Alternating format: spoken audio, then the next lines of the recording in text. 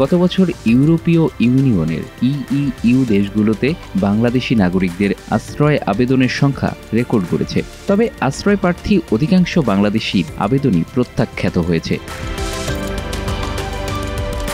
আবেদনের বিপরীতে স্বপ্নের দেশগুলোতে বাংলাদেশিদের স্বীকৃতি মিলেছে মাত্র ৩.৯%। বাকি ৯৬% বেশি আবেদনই প্রত্যাখ্যাত হয়েছে। আশ্রয় প্রার্থীদের মধ্যে অধিকাংশই ইতালিতে আবেদন করেছেন।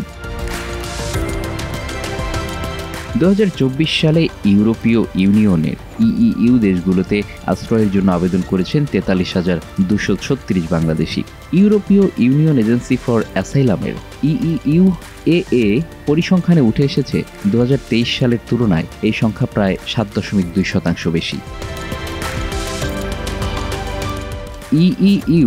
ইউ প্লাস দেশগুলোর মধ্যে বাংলাদেশিদের আশ্রয় আবেদনের শীর্ষ গন্তব্য ছিল ইতালি। দেশটিতে ২০২৪ সালে ৩৩,৪৫৫ বাংলাদেশি আশ্রয়ের আবেদন করেছেন, যা আগের বছরের তুলনায় প্রায় ১০,০০০ বেশি। বাংলাদেশিদের আশ্রয় আবেদনের দ্বিতীয় সর্বোচ্চ সংখ্যা ছিল ফ্রান্সে। দেশটিতে ২০২৪ সালে ৬,৪২৯ জন বাংলাদেশি আবেদন করেছেন। আয়ারল্যান্ডে আশ্রয়ের জন্য আবেদন করেছেন ১,০০৬ জন। এসব আবেদনকারীদের মধ্যে ৯৬% বেশি আবেদন প্রত্যাখ্যান হয়েছে। ২০২৪ সালে বাংলাদেশিদের আশ্রয় আবেদনের স্বীকৃতির হার ছিল মাত্র ৩.৯%। বাংলাদেশিদের মতোই ইউরোপে আশ্রয়ের জন্য আবেদন করেছিল দক্ষিণ এশিয়ার অন্যান্য দেশের নাগরিকরাও। তালিকার শীর্ষে রয়েছে আফগানিস্তান। ২০২৪ সালে আশ্রয়ের জন্য আবেদন করা দক্ষিণ এশিয়ার মধ্যে শীর্ষে রয়েছে আফগানিস্তান। দেশটি থেকে আবেদন করেছেন ৮৭,৩৮২ জন নাগরিক। বাংলাদেশিদের পর আশ্রয় আবেদনের তৃতীয় অবস্থানে রয়েছে পাকিস্তান, যাদের আবেদন সংখ্যা ২৩,২৪০।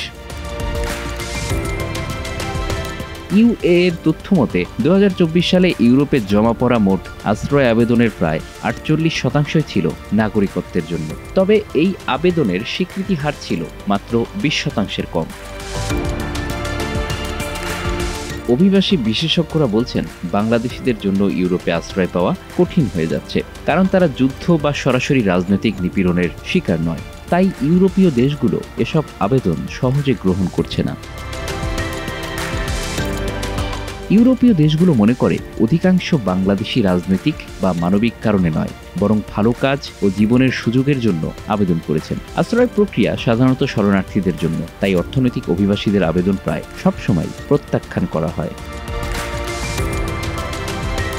তাছাড়া অনেক আবেদনকারী প্রয়োজনীয় প্রমাণ বা বৈধ নথিপত্র দেখাতে পারেন না। উল্টো অধিকাংশ আবেদনকারী দুর্নীতির আশ্রয় নেন। Bangla affairs news desk.